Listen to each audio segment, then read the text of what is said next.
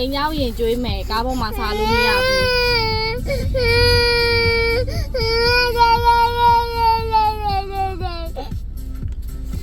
းမေဘာပြောလဲအိမ်ရောက်ရင်သားကိုကျွေးမယ်ကားပေါ်မှာစားလို့မရဘူး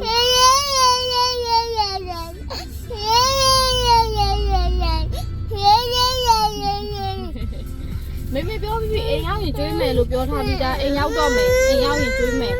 အိမ်ရောက်ကျွေးမယ်အဲ့လိုစိုးတာမကြိုက်ဘူးမှောက်သွားမယ်နော်မှောက်သွားရင်မစားတာပဲနေမှာနော်ငတ်မှာနော်အဲ့ဒါမလုပ်ရဘူးလေခြေထောက်နဲ့ဟုတ်နော်မကြိုက်ဘူးလို့ပြောတယ်နော်အေးအဲ့လိုလုံးလုံးမှောက်သွားရင်အဲ့ဒါမစားရတော့ဘူးနော်ကိုမစားရတော့ဘူးနော်အိမ်ကြကျွေးမယ်လို့ပြောပြီးသားအဲ့လိုမျိုးစိုးတာမကြိုက်ဘူး